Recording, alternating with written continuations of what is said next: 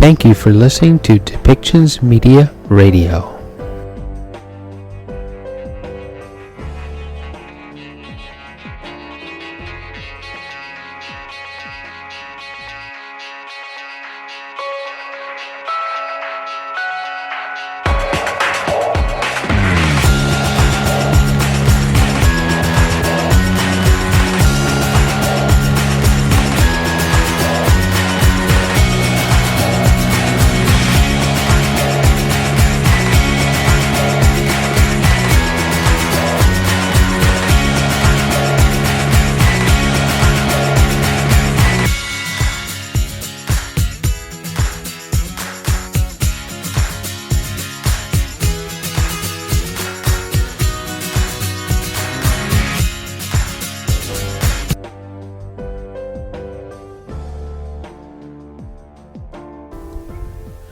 Welcome back to Policy and Rights here on Depictions Media Radio. I'm your host, Michael Clogs. In this next few segments, we're going to hear about many different issues, from foreign interference to housing to cutting back $15 billion from the federal spending budget. And, well,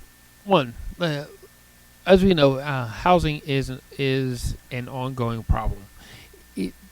Is there enough housing? How are they building the housing? And what are some of the issues around why there is a lack of housing? Well, first, we're still back to the idea of affordable housing, because a lot of housing, while it may be available, it isn't affordable. That the youth today, as they're starting out, may not be able to buy a home at first. It's like, or be able to even rent an apartment just for them to simply be able to go off to school. Let's start with that. That university rental units have been climbing over the years to an alarming rate, and now we're starting to see that same alarming rate in rental units, even off campuses, that are just for people looking to house them and maybe a wife and a child, because a one-bedroom apartment or a two-bedroom apartment just can be up to like $3,000 a month. And when we consider wages and everything, it takes several jobs to actually pay for that. So housing is a serious issue. How housing is being built is another issue, because according to the real estate groups, there isn't enough and more needs to be built to accommodate people. And we're seeing, at least in the areas around British Columbia where we are broadcasting from, that we're seeing a lot of houses being torn down, and they're being replaced with either townhouses or strata communities. And that would seem to be the way of the future, where there aren't going to be very many single-family homes, that we're going to see more and more towers and strata community situations. And is that really the way that we want to go with this? What is that the safest and most secure way of going about it? So, housing and how it's being built, and how affordable it is, and how accommodating it really is to the ideals of what we thought Canada should be. Going back to the budget, there were some interesting statements made to Chrystia Freeland about the spending, and while cutting back $15 billion, that may not, over the next 5 years, may not be quite as adequate as what it sounds like. It may only be a small correction, and for the most part, there's still a lot of federal spending. Chrystia Freeland is going to actually defend it by saying that the government needs to have programs in place, social programs that protect people, and maybe the federal government isn't getting the idea that maybe people want to see a smaller government, see some of these things get shrunk up so that we have a better way of life. There's also the foreign interference, and we're going to hear some statements that are going to be made about foreign interference from Dominic LeBlanc as he talks a little bit about the is there inquiry, is there not going to be inquiry, how's that going to look, and he becomes evasive about details around that. So we still don't know what's really going to happen to protect our electoral system so that we can cast a vote and elect the people that we want into the offices we want them in. So why don't we listen to the segments as they come? There's going to be two housing experts. They're going to talk to us about housing. One of them being Mike Moffat. He is a director of a social group overlooking and monitoring what housing looks like for most of Canada. So why don't we get started, and we'll be back with final thoughts. De manquer des repas, voyez-vous. Bonjour, don't all speak at once. Why don't we start? Minister, just a few questions on the talks on the public inquiry. How many people have you asked, has the government asked to head the public inquiry, and what have they said? Well, we're obviously not going to get into different justices with whom we've had conversations. I spoke again with my opposition counterparts this week already a couple of times, probably again later today. What's important for us is that we're making collaborative progress together. The four recognized political parties in the House of Commons have been working on this since June. We all hoped that this might have been concluded in a final way earlier. But the good news is we're continuing to do the work necessary and optimistic about getting to the right place. It's not easy to get four recognized political parties that, if you listen to the tone in the House of Commons in June, might have had different views on how this work should be done. The good news is we have arrived at very, I think, similar thoughtful positions. So we're just going to continue that work, but we're not going to speculate on individuals. There are behind the scenes saying that the reason why it hasn't moved along is because you can't find a judge or somebody else to lead it. So yeah, but I'm not going to. If you can confirm, I'm not asking. No, and I'm not going to confirm what some government official said anonymously. What I'm. Correct, because. Well, but if I say it's not, I know the joke. If I say it's not correct, then I haven't confirmed. I'm not going to get into the details of sensitive discussions. In some cases, with sitting judges. My point, though, is that the government officials behind the scenes say it's not the opposition party's fault. It's not about these negotiations. It's about trying to find somebody to lead it. Publicly, you and the Prime Minister are saying that it's about these negotiations between the parties. So there's a conflict there. No, I don't see that as a conflict. The negotiations between the parties are proceeding very well and collaboratively. So I'm not pessimistic about the negotiations between the parties. It has been a collaborative, constructive exercise that frankly has gone on all summer. So a number of us had taken a week or two of holidays here and there, and we're joining video meetings from hotel rooms with one's family. We've been doing that work collaboratively, and I'm optimistic that we should get quickly, I hope, to a public outcome. But it is a sensitive issue when the Government of Canada, with the full support of the recognized parties in the House of Commons, is talking to, in some cases, sitting judges. So you'll appreciate that a scrum in Charlottetown on a Tuesday morning doesn't feel like the right place to get into those details. But the good news is the right people are getting into those details, and I'm confident that, and I share your excitement to find out where this ends. I really do. Believe me, I do. No, I was at my cottage in the summer. I had a nice time. The weather was nice, and I was having video meetings with Scheer, Terrien, and Julian. So you can see why I'm anxious to get this completed.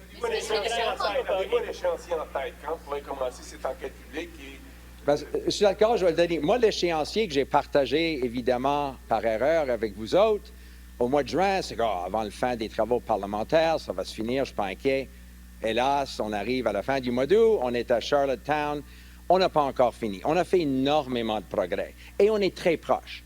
Alors, les questions compliquées de structure, d'encadrement, sont pour tout fin pratique décidées unanimement. Alors ça, c'est positif. On arrive aux dernières étapes.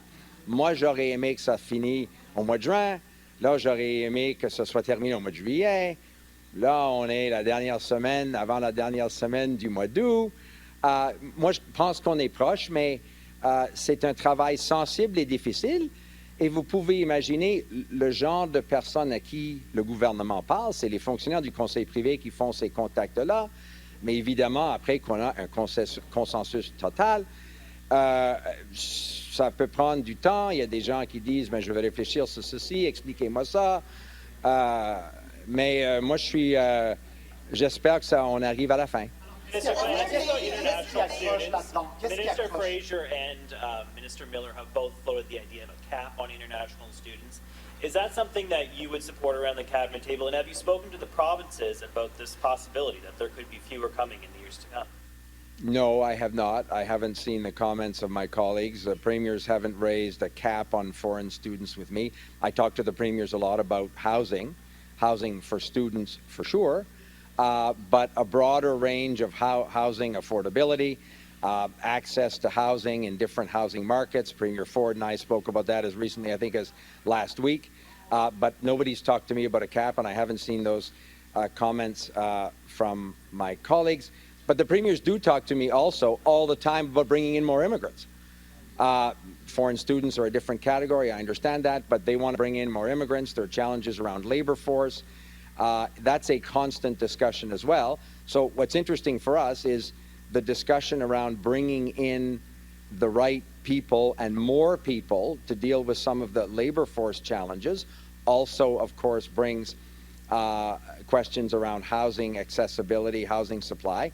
And the premiers are talking about those two things together with me. So that's constructive, and we think we can do both in the best way that will help Canadians. The premiers have also been talking with you, I believe, about disaster financial assistance and needing to improve that program, that it's not working, and particularly the premier in this province is looking for help to pay for the repairs to the electrical grid. Is there any chance that the federal government is going to change that program so things like utilities can actually access it? So again, my colleague Harjit Sajjan is probably the best person to talk to you. I understand he, of course, is in British Columbia because of the forest fire circumstance there. So the latest details of his discussions with provincial ministers I can't speak to. I've certainly spoken to Premier King. I'm hoping to see him tomorrow before I head back to New Brunswick. He's raised that issue. We have accelerated in a very significant way the idea of advance payments.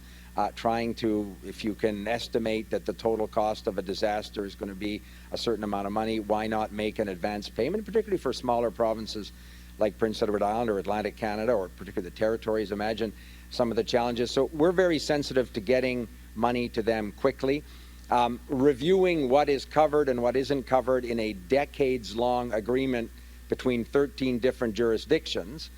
You don't change that on the fly unilaterally. You talk to your partners about what's working and what's not working and how we can make adjustments. So we're open to those conversations, but we accept that citizens in these provinces and territories expect the governments to move as quickly as possible and to be there in a reassuring way.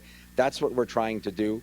But if people have premiers or ministers, provincial ministers or territorial ministers have suggestions of how we can do that better, we're all ears. Do you see a future where the RCMP is out of contract policing? Nobody's made decisions that significant or that important yet. The Prime Minister, my predecessor, and premiers and provincial public security ministers have talked about some of the challenges in contract policing. The RCMP have served as the contract police in jurisdictions, 8 out of 10 provinces, hundreds of different municipalities for decades.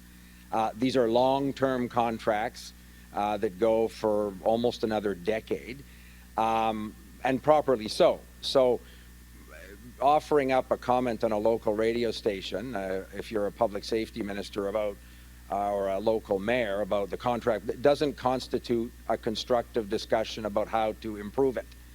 And these are multi-billion-dollar agreements that exist for decades. But we take note and accept some of the concerns. I hear it from mayors. When I was the infrastructure minister, they would often talk about that. I could then I refer them to the public safety minister, so I've lost that opportunity now. But I'm still the intergovernmental affairs minister. Premiers talk about that. We think there are some things that are working very well, some things that perhaps need to be improved, and some jurisdictions may decide to go in a different direction.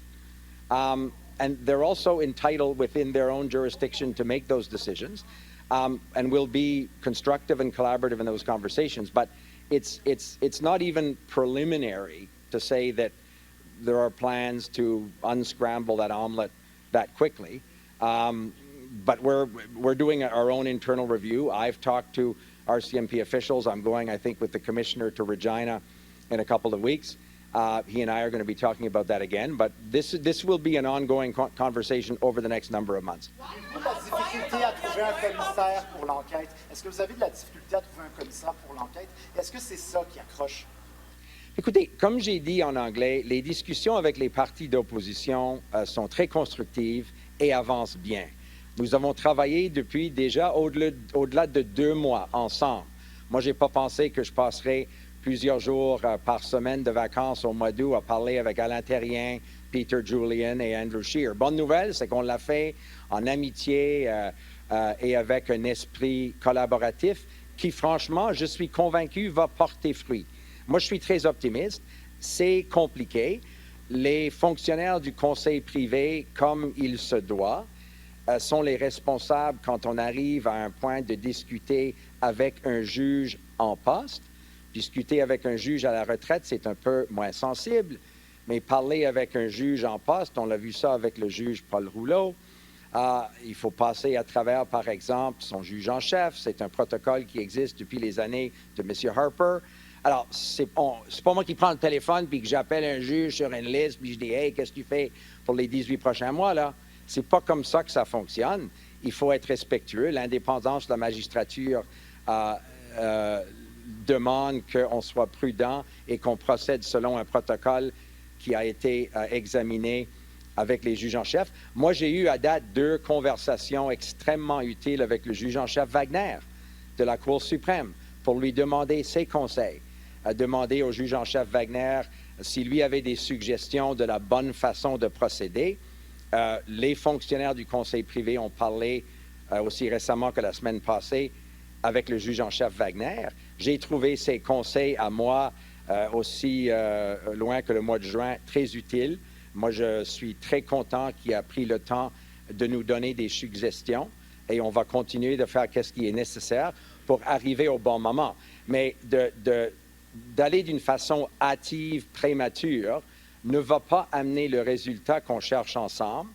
C'est une discussion appropriée, encadrée, qui va rassurer les Canadiens et que toutes les formations politiques à la Chambre des communes vont partager comme le bon processus pour y arriver. Alors, la bonne nouvelle, c'est qu'on est très proche et je partage votre excitement, c'est sûr.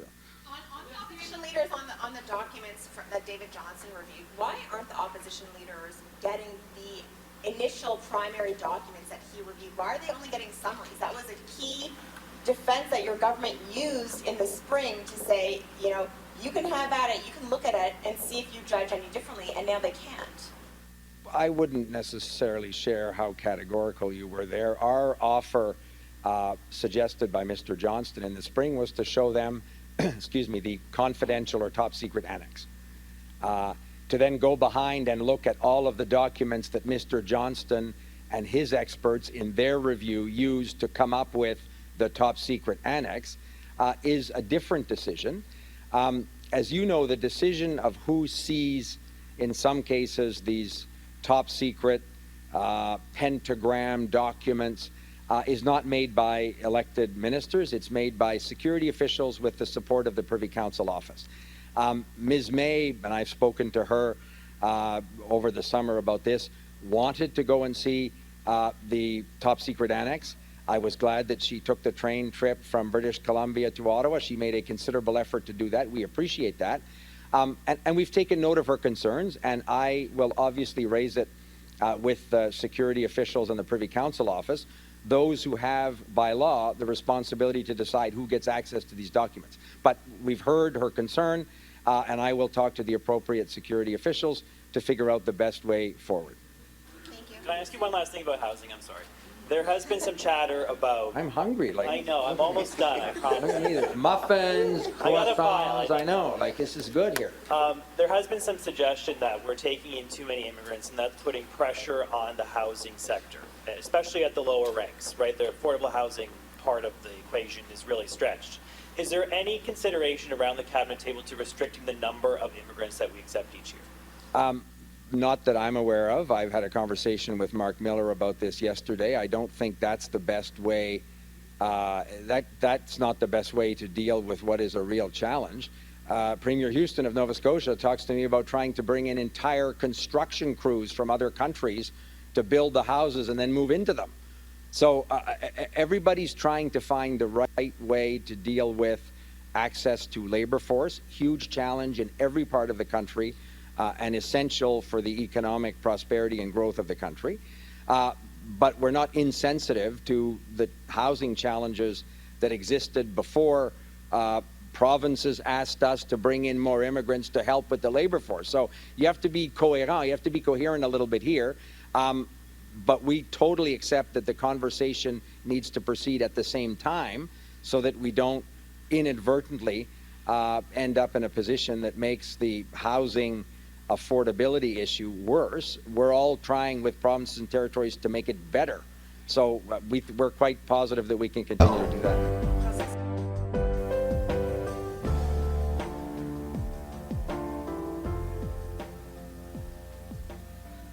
As usual, I will begin by moving this. Hi, everybody.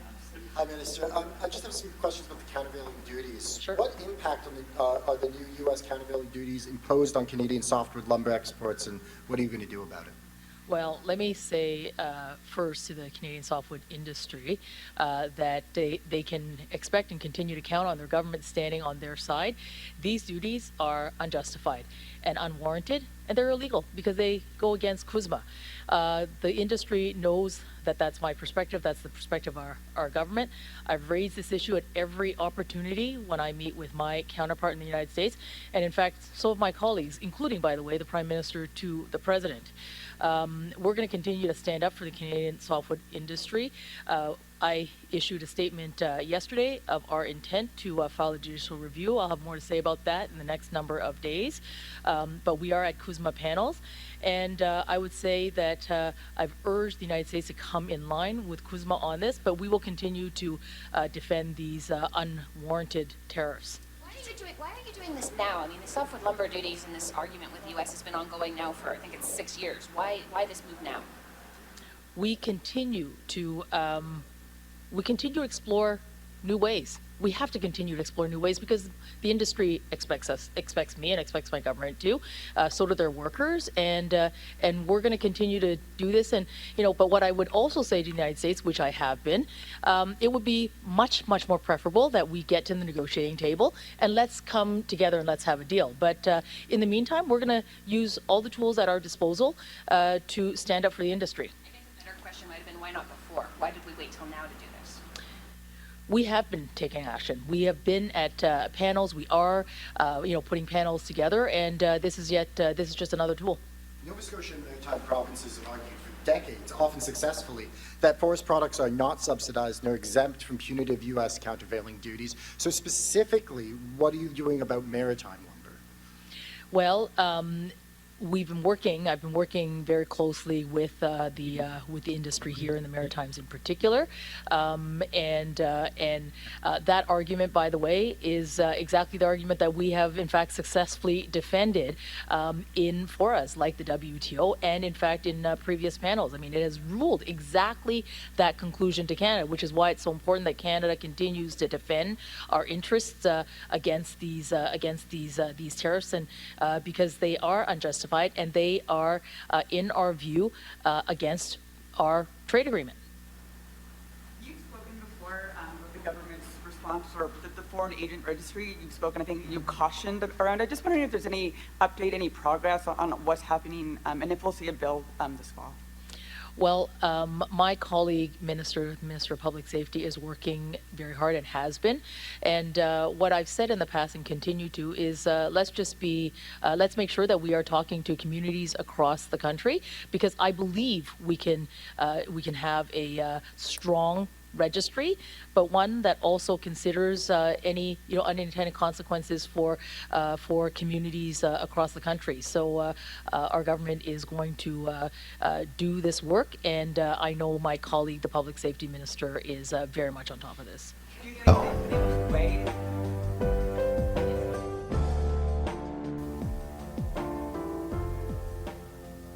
Bonjour, chers amis. Nous avons eu, c'est maintenant le deuxième jour d'une retraite de cabinet très constructif. On est vraiment focusé sur l'économie et la classe moyenne. On a juste discuté le logement et hier, on a commencé notre retraite avec une discussion, avec une présentation de la ministre des Finances, du contexte fiscal et le contexte économique. We have been having some really constructive conversations here at our cabinet retreat. Our focus really has been and will continue to be the economy, and how the Canadian economy can deliver for the Canadian middle class. We've had a particular focus on housing and just had a really constructive discussion with some housing experts from across the country, sharing some great ideas. We kicked off the retreat last night with a presentation that the Prime Minister asked me to give on the fiscal and economic context and the fiscal responsibility that needs to underline all of our work to deliver for Canadians. Et maintenant, Anita, peut-être tu veux ajouter quelque chose? Merci beaucoup. Bonjour tout le monde. C'est un grand plaisir d'être ici comme présidente de la Conseil du Trésor. We had a very important discussion last night about fiscal management and prudence in government expenditures. And of course, recently, I asked all of my ministerial colleagues to ensure that they were examining their respective portfolios so that we can deliver a budget commitment of this year's budget for $15 billion over 5 years in refocused spending. And that's how I would like us to understand the request to my colleagues and their respective ministries, that we are really refocusing our spending from pandemic-type spending to the broader economic priorities of our country, la santé, les avantages dentales, the Canada Child Benefit, and $10 a day childcare. And so in order to deliver for Canadians on these very large priorities, we need to make sure that our fiscal house is prudently managed. And that's what I'll be bringing to the portfolio. That was the reason I wrote the letter to my colleagues. And of course, they're very receptive to ensuring that we are managing the government's finances, which is ultimately taxpayer dollars, prudently, efficiently, and effectively. Merci beaucoup. Et Randy? Merci Nina, merci Christia, bonjour tout le monde. Je veux juste commencer en disant que nous sommes ici pour adresser les défis qui font face à la classe moyenne ici au Canada et le fait qu'on est vraiment à côté des Canadiens et Canadiennes en ce qui concerne les préoccupations de logement, les préoccupations avec le coût de la vie. Et c'est pourquoi nous sommes ici réunis. And as Liberals, we understand that fiscal responsibility is the foundation of everything that we're able to do and that we want to do. And if we talk about growing an economy that works for all Canadians, investing in a green economy, making sure that we have, for example, in my own backyard, the world's first net zero cement plant, Heidelberg Materials, it's because we were able to make those investments because we have a fiscal frame that hangs together and works together. And when it comes to the labor force and making sure that the growth that we want to see and continue to have in the country is about making sure that people have access to the skills they need and want so they can get that first and best job that they hope to have. And those are the kind of conversations we're having here today and tomorrow. And we look very much forward to a bright future as we get through some current economic challenges, but we know that brighter days are ahead. So we look forward to your questions. Do you think that the national housing strategy needs to be revisited, or that it needs to be reworked for the problems that now exist today? I mean, it's only 6 years old, but there is talk that a new one is coming. Our government has been focused on housing since actually the first election I ran in, since my by-election in 2013. It was a major focus of our campaign in 2015, and it has been a focus every year since then. In the most recent budget, we included some important additional investments in Indigenous urban northern housing. And, we really understand that this is a core challenge for Canadians. We've done some important things. I would maybe emphasize here the First Home Savings Account, which came online in April.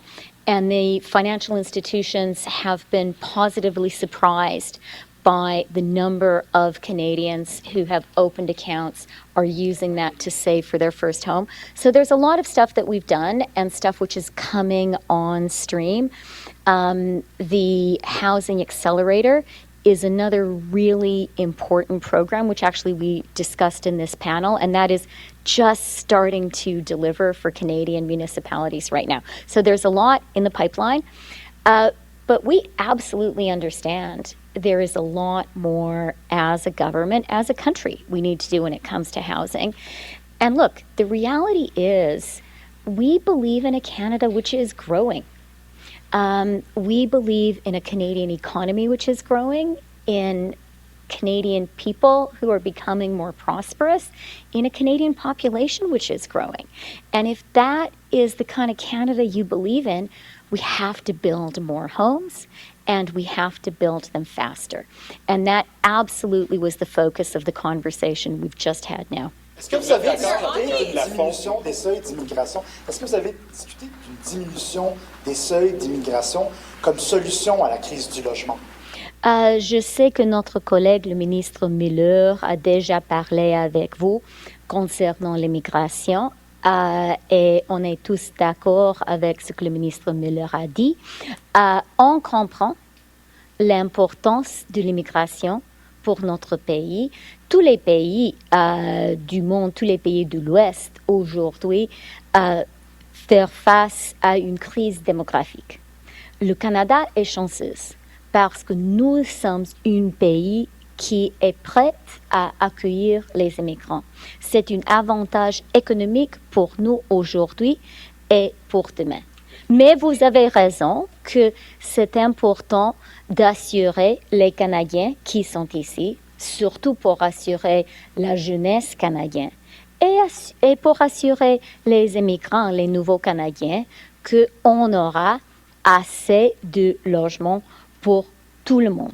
Alors, on a du travail à faire et on est tous d'accord avec le Premier ministre qui a souligné l'importance du logement en créant une grande discussion sur le logement avec des experts de tout notre pays pour trouver des solutions additionnelles qu'on pourra mettre en place. On the spending review, you're talking about saving less than 0.1% of money that the government spends over 5 years.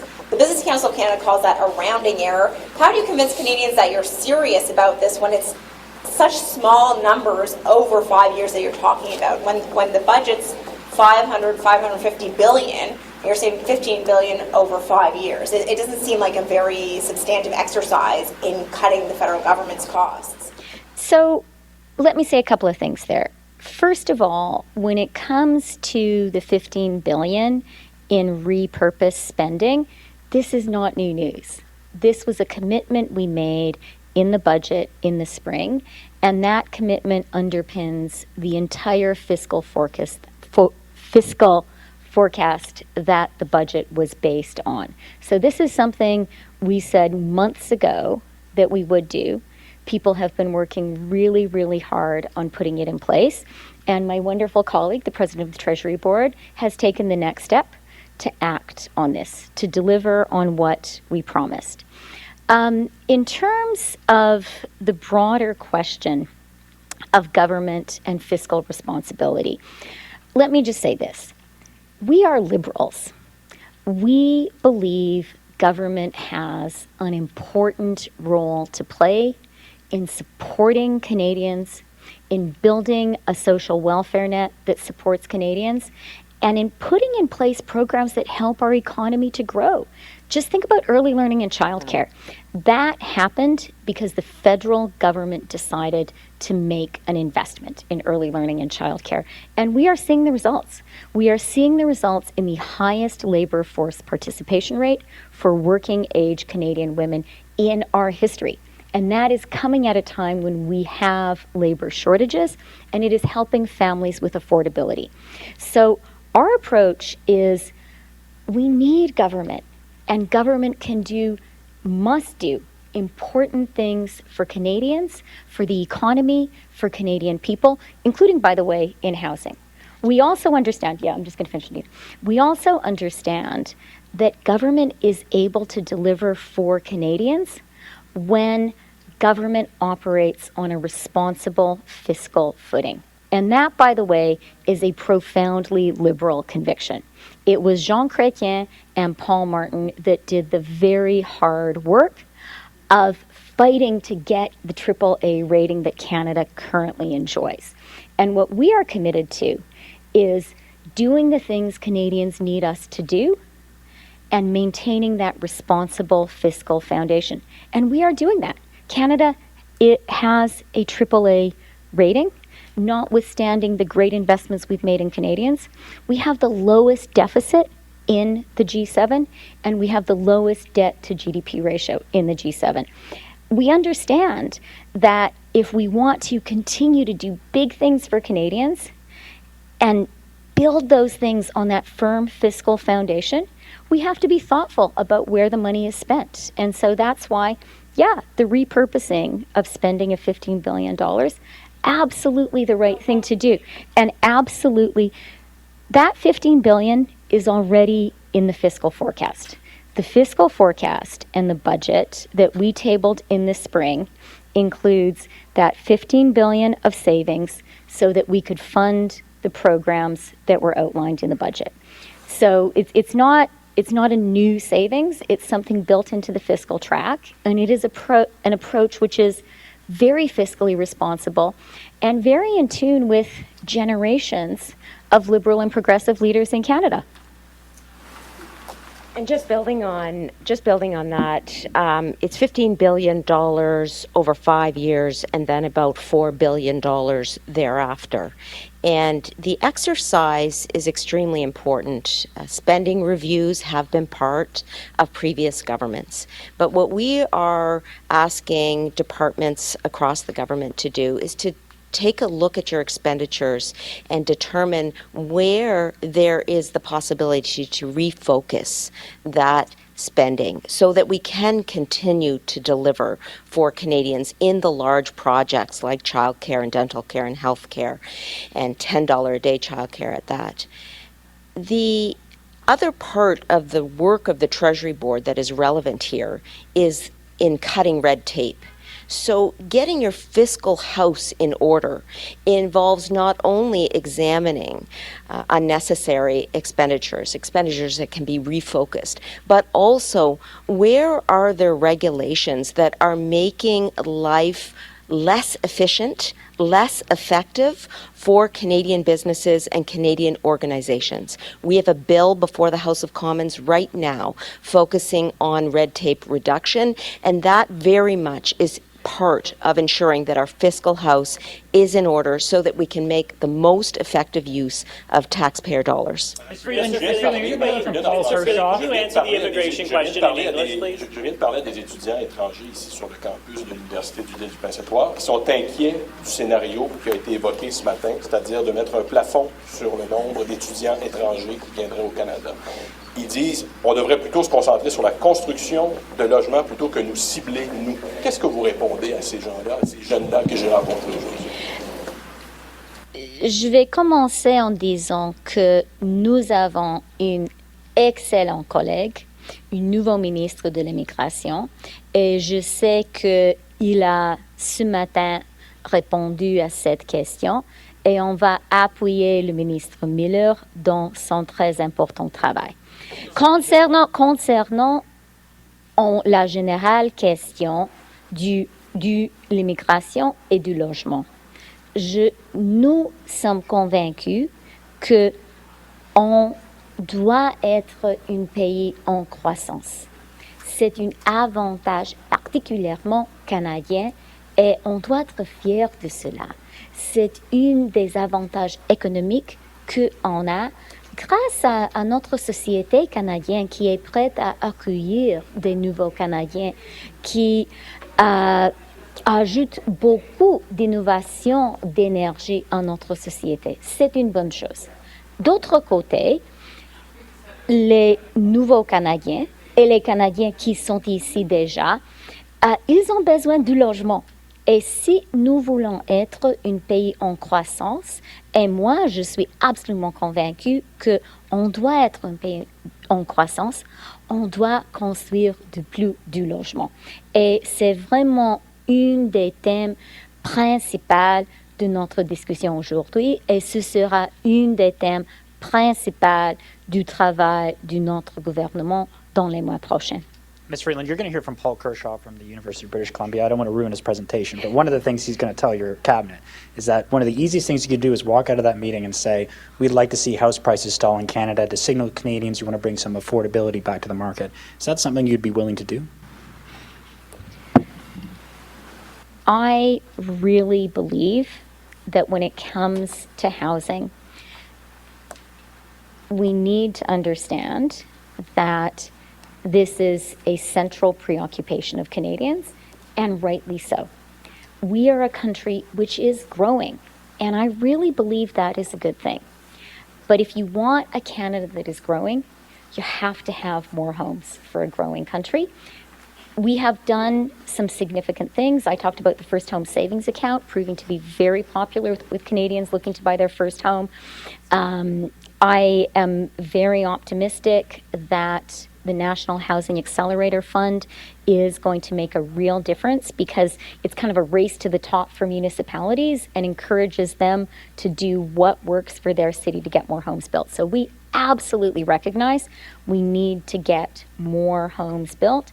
Canadians are concerned, and rightly so. A couple of weeks ago, I did a roundtable in my constituency in Toronto and met with some constituents who had gotten in touch with my office just to talk about housing. And it was really useful to hear from them and to hear, I think there is particularly a generational equity concern, and we really need to be sure that young Canadians are able to afford a place to live. So that is for sure a concern, a preoccupation of ours. And for us, the solution is build more homes faster because that's what our growing country needs. You can support dialing back immigration levels to help alleviate some of the housing supply issues that we're dealing.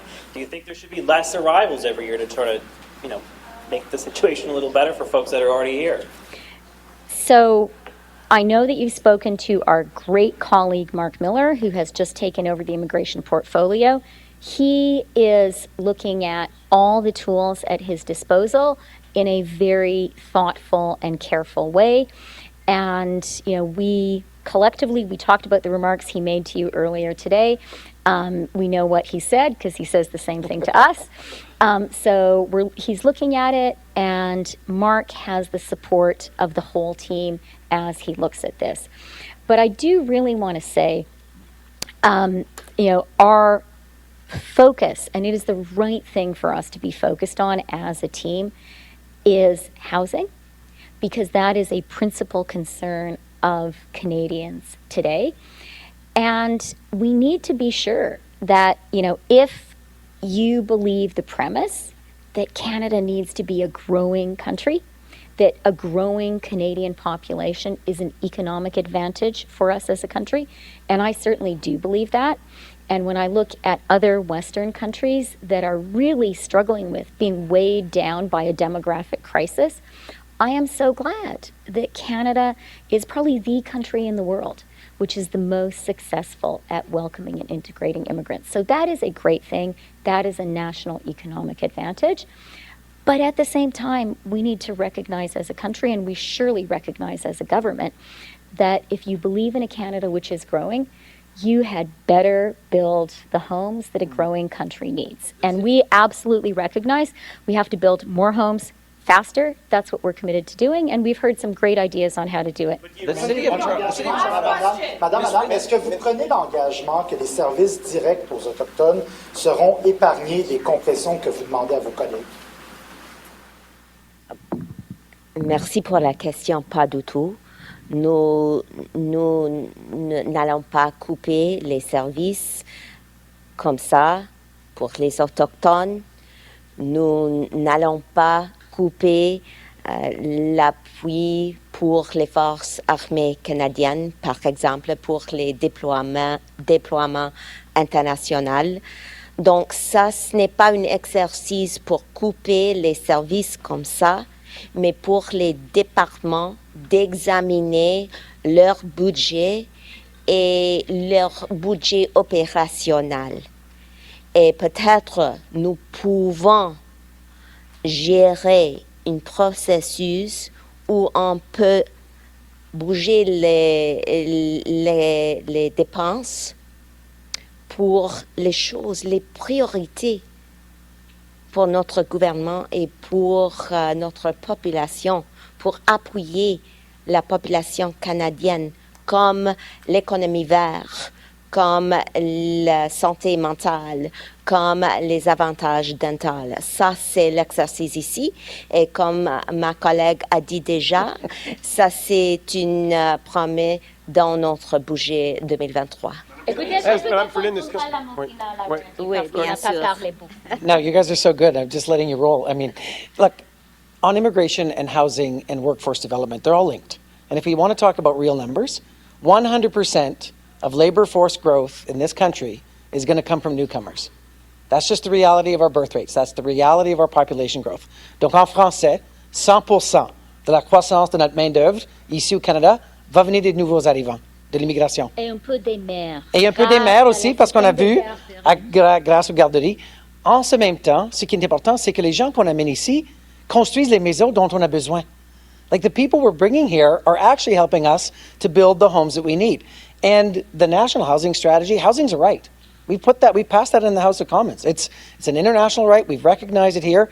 And the government of Canada is going to continue with our national housing strategy to get the work done. But we also need the private sector to do its part, because this is a partnership between the federal government, the provincial governments, and the private sector. And when it comes to workforce development, there's a lot of levers that we can pull on in partnership with provinces. But we're going to make sure that those levers are actually focused on this preoccupation, very important preoccupation of Canadians right now, which is how do they get their first and best home, and how do they have that kind of future that they want to see for themselves. And that's with us making sure that people have the skills and the jobs they need, that we have robust immigration, and that we have the private sector and the federal government working together to respond to housing needs. Merci. Okay, merci beaucoup.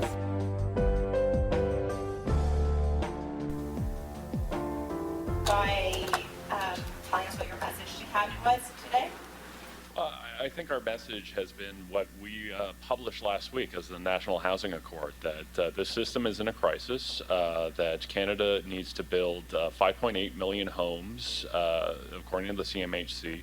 We estimate that 2 million of those will need to be purpose-built rental to address this crisis. But overall, that we've had housing supply crises in the past. We had one at the end of World War II, and we had one in the late 1960s when immigration went up and the first wave of baby boomers were leaving their parents' homes and going into apartments. So we dealt with those crises back then, and a lot of the same policy instruments that the federal government used back then, they could use again today. And I'd add that what our document accomplishes, or what it tries to do, set out a bit of a roadmap for the federal government on how to address the rental housing crisis, how to address the issues in particular. I work in homelessness, so we're interested in making sure there's enough social housing in Canada to meet the needs of those people who won't be able to live in the market or afford market rental housing.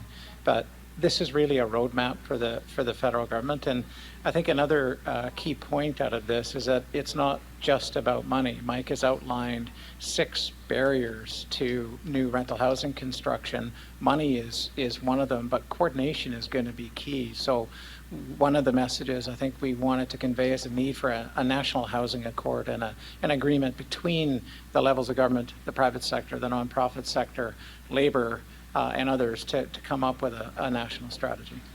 Do you feel that they were receptive to that? I mean, they haven't committed to any of your recommendations. They've called it a task list, but not committed to them yet. Did you feel that they were receptive to these? I'll let Mike speak for himself, but my impression was this is an issue that the government is seized with. I think this is an issue all parties in Parliament are seized with, and I got a sense of impatience and a sense of urgency out of the government, whether or not they're willing to commit to anything at this point. Yeah, I would say obviously we can't discuss what happened in the room, but I would say overall I don't think we would be here unless they were taking this issue seriously. But I think it will also be incumbent on activists and others in the group to keep holding the government accountable to hold sort of progress. So I view this as a first step in the process, but there's a lot more that needs to happen. What's holding things back? I mean, what's the biggest thing that's holding things back right now? There's a few things. So we outline 6 in the report. One is just a lack of coordination between the orders of government and industry. So we point that one out. Another one is a lack of skilled labor. That this has been known for a while, but we just don't have the electricians, the roofers, the plumbers, the sheet metal workers to build these homes. Another one is that homes are, particularly purpose-built rental, they're just not economically viable right now to construct in many cases. That particularly with higher interest rates, we've seen housing starts down about 10% year over year, despite the fact that rents are up significantly. So our accord calls on the government to do things like provide long-term financing for projects. It calls to remove the HST on purpose-built rental projects. Calls on reintroducing tax credits like the kind seen back in the 1960s to build apartments. We have a lack of productivity in the housing sector, so we call on a national innovation strategy to increase that productivity. We have the permissions system is an issue at all orders of government. Getting things through the municipal level, provincial level, where it be things like the OLT, or through the CMHC can often cause delays. And then finally, as has been pointed out by many, we've had a 30-year period where we just did not build social housing in this country. And because of that, that's one of the many things that got us here in the first place is that the federal government got out of building social housing in the early 1990s, and over time that need accumulated. Yeah, I would just add that I think part of what has stalled a lot of progress here is that this is a really complex problem. It's a bit of a Gordian knot, really, when it comes to policy. And I think we were able to articulate a bit of a pathway, a bit of a way out. But before then, I think governments knew they needed to do something, but were really unsure of what to do, what their role is. You look at the complexity between the jurisdictions, and we were able, I think, to boil it down into a path forward, anyway, a place to start to begin undo that knot.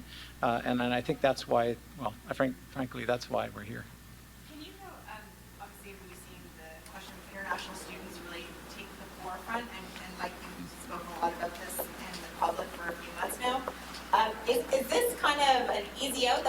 pointing to now to blame something, or is this actually meaningful, and how do you quantify the impact?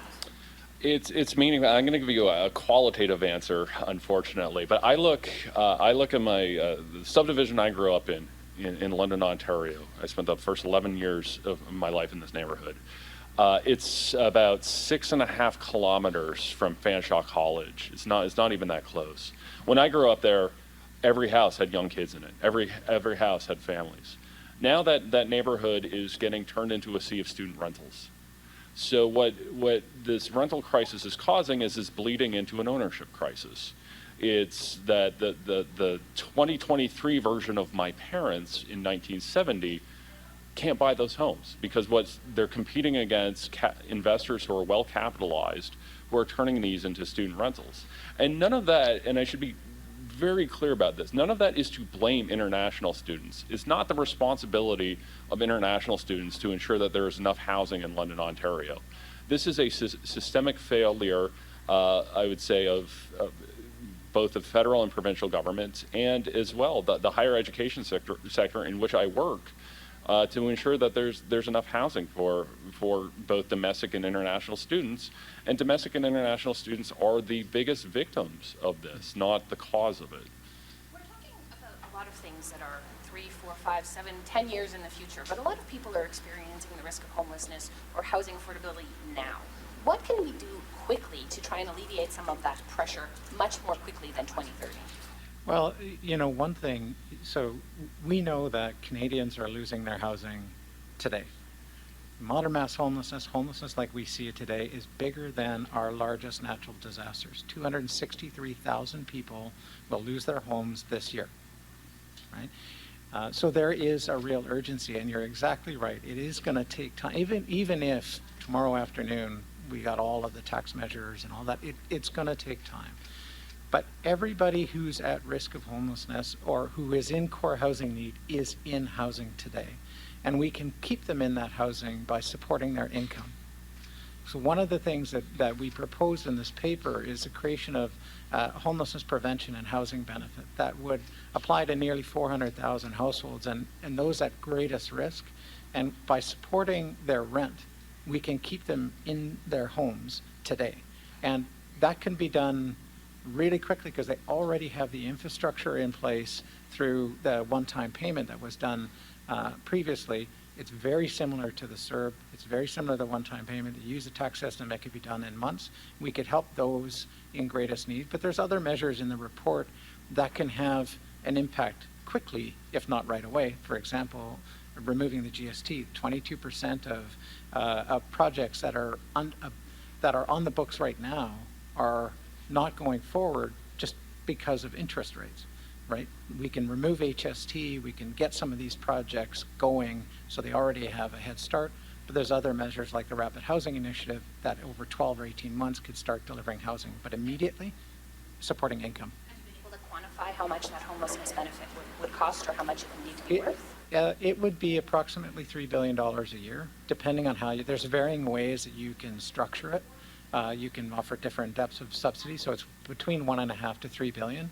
But it's about the same cost as the last measure in the budget supporting new home buyers. There was a savings account, so it's in the same magnitude as some of those measures. What the government points to is their new first-time home buyers savings account. Do you view that as a program that is helping new people enter the market, or is this for people who already have money and finding other ways to save it and save on taxes as a result? Well, I think that the purpose of that is to actually just help first-time home buyers compete against those investors who are, again, buying up neighborhoods like Tweedsmuir in London. I think the overall challenge, so I think that part of it makes sense. I think the overall challenge is that just sort of increases the amount of money in the sector. So you have even more money chasing the same number of homes, which leads to price escalation. So I think to deal with it, you have to deal with the core. You need more housing supply, and you need to deal with the core issues that are causing first-time home buyers not to be able to win these bids. This is kind of, in a sense, almost sort of papering over some of the issues. I'm sure it's helping some people, but it's not a viable long-term solution. in my view. To circle back to the international students question, the ministers have floated a cap. The Minister of Housing and Immigration have both suggested maybe that there needs to be a cap on how many students are admitted each year. Do you think that that's one possible fix that could alleviate some of the housing crunch? Yeah, I don't know entirely what that would look like, and I think ideally this should be done in conjunction with the provinces, right? Because there's obvious concerns that if that gets scaled down, then that's going to put particularly colleges in Ontario, where you're seeing most of the international student growth, that's going to put them in a precarious financial position. But again, there are things that the federal government could do unilaterally that even wouldn't necessarily be a cap. So for instance, in order to get an international student visa, students have to show that they have so much in savings, so much in income, that kind of thing. There already is a set of criteria to approve those visas. If the federal government chose to, it could strengthen those criteria, which would make fewer international students eligible, and then the ones that were eligible, because you've increased those financing criteria, they're more likely to be able to afford homes.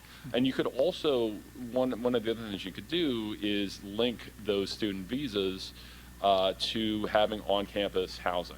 So you could create a separate stream going, okay, if you have access to on-campus housing, you have this second stream to get a student visa. And what that would do is create incentives for the colleges and universities to create on-campus housing. What is your gut feeling that your recommendations will become Liberal policy?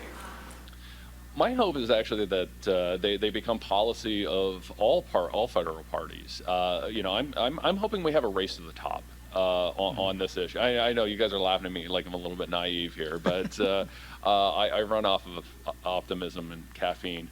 And overall, that I'm cautiously optimistic. I think what we're seeing in the polling data, David Coletto at Abacus and others have some great polling data on this, showing how important housing issues are to across the board, but particularly with folks under 45. So I really think there is an appetite out there for all the parties, and we're hoping that not just the government, but all of our opposition parties start to adopt these in their platforms as well and advocate for them.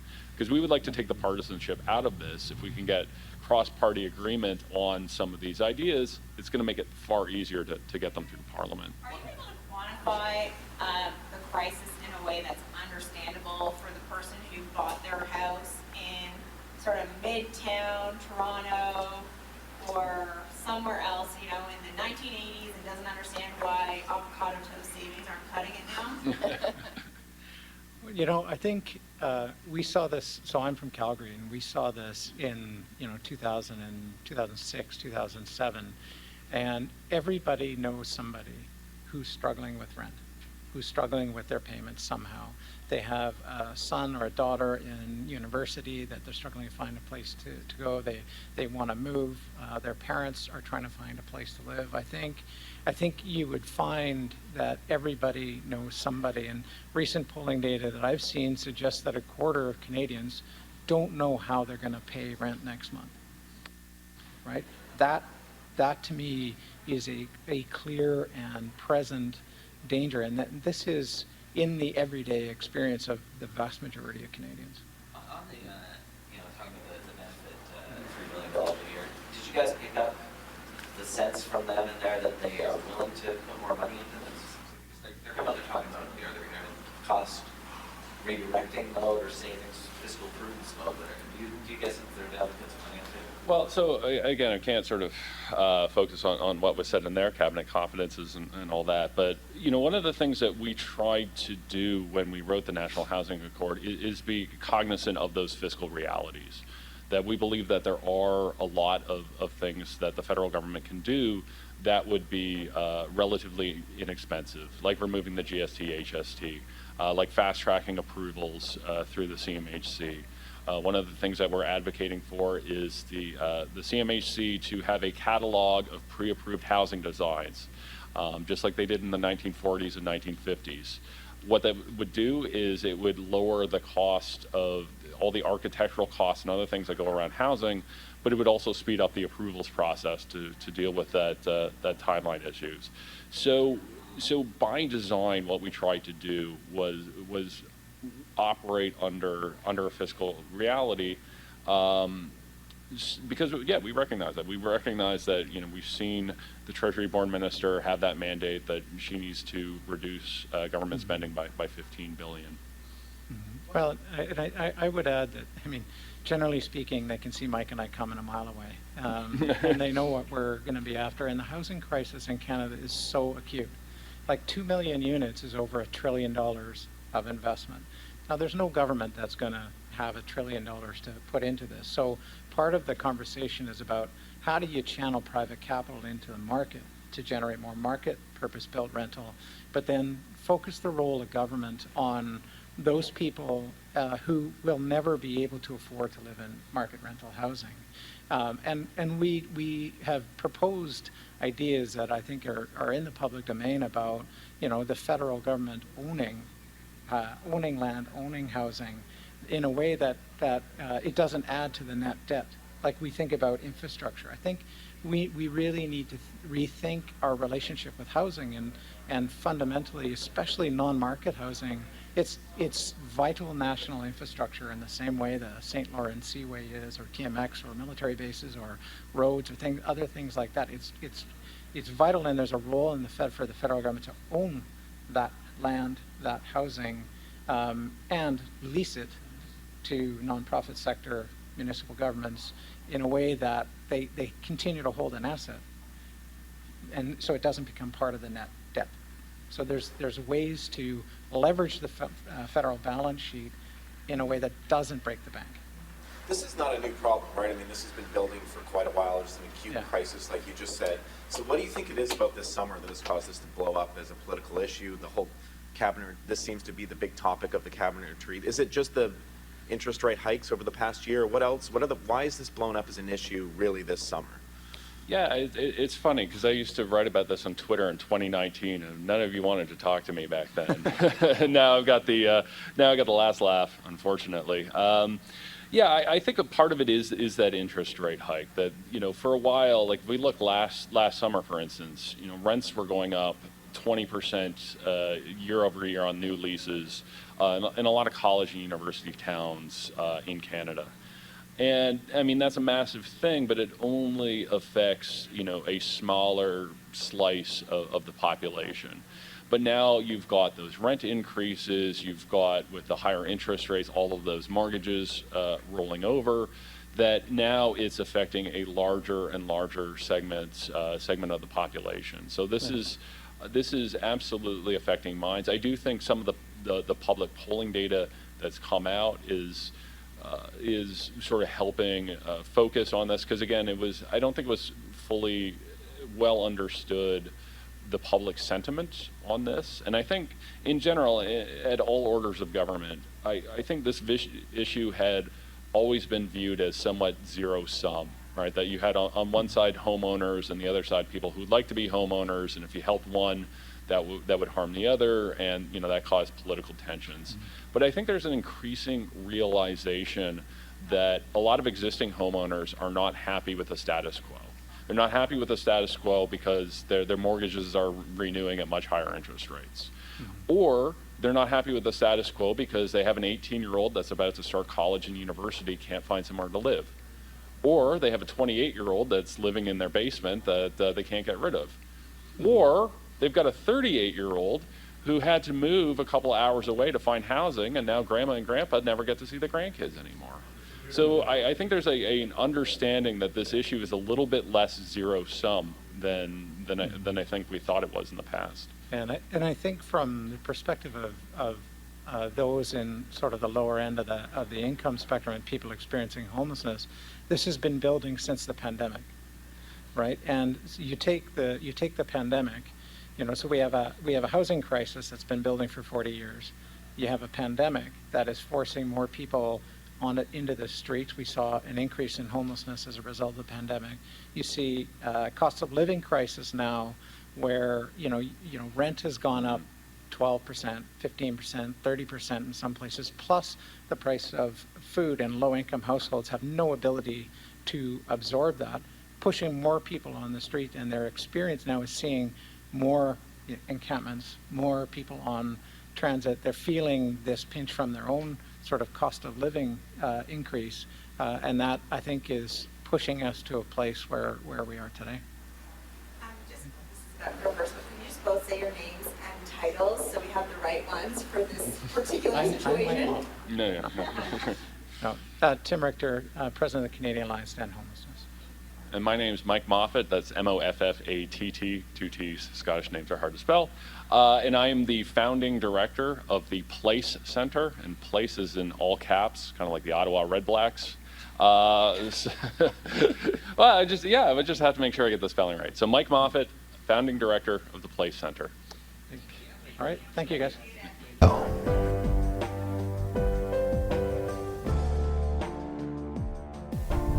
Okay, there's some bottom lines, and some of it's going to come down to this.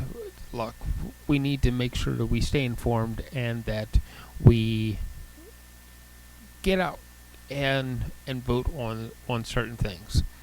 We also need to make sure that we are voicing an opinion to our MPs so that they know that we want to see a safe and effective election happen, and they need to do something to root out whatever this foreign interference is so they can be disposed of.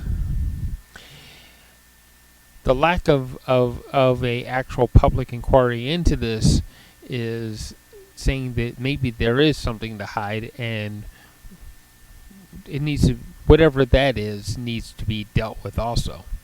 So I want to thank you for listening today to Policy and Rights here on Depictions Media Radio. I've been your host. Please find that subscribe button wherever it may be.